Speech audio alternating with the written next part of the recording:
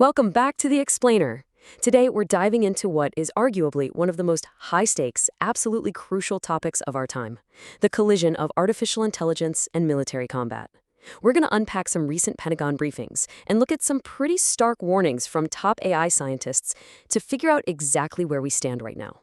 I promise you an engaging, completely objective look at the undeniable risks of this tech, the reasons militaries are racing to adopt it anyway, and the physical safeguards that experts are desperately proposing to keep the whole shebang under control. All right, let's jump right in. What happens when AI goes to war? I want you to take a moment and really process that question, because we aren't talking about science fiction anymore. We are talking about current, real-world capabilities. As militaries look to integrate advanced language models and generative AI into their actual command structures, we have to look objectively at what these systems do when they're handed the keys to the battlefield. Now, what's really interesting about this slide is exactly how a recent, frankly terrifying study shows this playing out. Researchers took some of the most prominent large language models and placed them right into 5 simulated military conflict scenarios. And wow, the results were incredibly sobering. Nearly all of the models almost immediately escalated the situations to outright war. In some of the scenarios, the AI proactively chose to initiate simulated nuclear strikes pretty much right out of the gate. The AI is clearly, undeniably not ready for this level of responsibility, and that reality is widely recognized across the board. And yet, the adoption of this technology hasn't slowed down one single bit.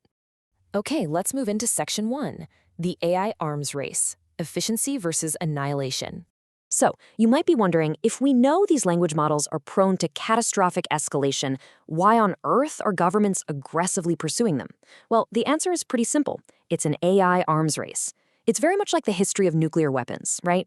If rival countries are building AI capabilities faster than you simply cannot afford to fall behind.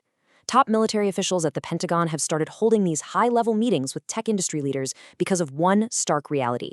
AI is fundamentally fantastic at analyzing vast amounts of information vastly faster than human capabilities. Think about intelligence gathering for a second. If you have literal mountains of conversation transcripts, asking a human to analyze all that takes an enormous amount of resources and time.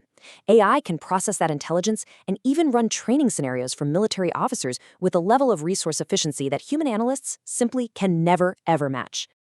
And guess what? The tech industry is more than willing to meet this military demand. For a long time, there were strict ethical barriers in place, but now the floodgates are officially opening. OpenAI, the company behind ChatGPT, they notably removed the restrictions against military applications from its usage policies page back in January. These defense contracts are massive, they're highly lucrative, and they are incredibly competitive, so major commercial players are now actively vying to provide the foundational models for modern warfare. Which brings us to Section 2, the illusion of understanding. Does AI actually know what it's doing? Giving AI military contracts brings up a much deeper, far more philosophical threat. During a recent lecture at Oxford, Geoffrey Hinton, who is widely known as the Godfather of AI, issued a really grave warning. Now, this is a brilliant mind who literally helped invent the core techniques in architecture that make today's AI possible. He warns that we are racing ahead with technology that could lead to massive disinformation, deepfakes, and job displacement. But his most chilling question by far was this: what if AI evolves with these intentions to control? He's suggesting that these models are developing so rapidly that they might one day dictate their own objectives, including military ones. So the absolutely crucial point here is how we define what AI is actually doing inside its brain. There are basically 2 main camps. The traditional view says AI is just statistical pattern recognition. You feed it a ton of data from the internet, and its algorithms just predict the highest probability of the next correct word. It's just fancy math. But Hint makes a very bold, strong claim. He argues these models are starting to display a level of actual understanding. They aren't just matching patterns anymore, they are learning. And if they truly understand the world, well, the safety equation completely changes.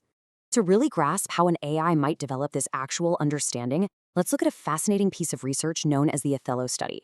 Researchers took a GPT model and trained it exclusively on the historical moves of the board game Othello. But here is the crazy part. They never gave the AI the actual rules of the game. Yet, by the end of the simulation, the model had completely understood the board, the structure, and the rules of Othello entirely on its own. It literally deduced the laws of its simulated reality.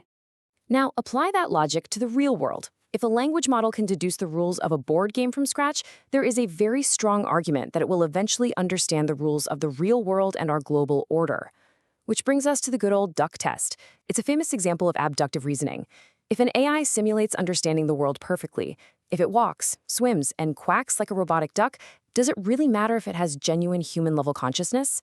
From a military standpoint, if it perfectly mimics understanding, the existential danger to humanity is exactly the same as if it truly understands. All right, let's pivot to Section 3, the hardware kill switch, a physical solution to a digital apocalypse. So, if we are barreling toward an era of hyper-intelligent, potentially uncontrollable military AI, how in the world do we protect ourselves? Well, researchers at the University of Cambridge have proposed a brilliant physical mitigation strategy.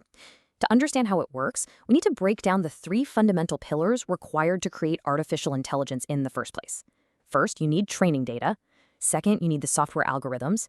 And third, you need compute power, which requires physical hardware chips. Regulating the software producers or the data is basically impossible at this point. Anyone with a laptop and an internet connection can write code. But the physical hardware, that provides a perfect, highly visible regulatory choke point. The Cambridge paper leans heavily on this core economic reality.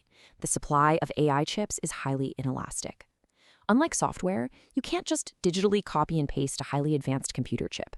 There are only a tiny handful of parties in the entire world that possess the design, fabrication, and testing facilities capable of manufacturing these physical components.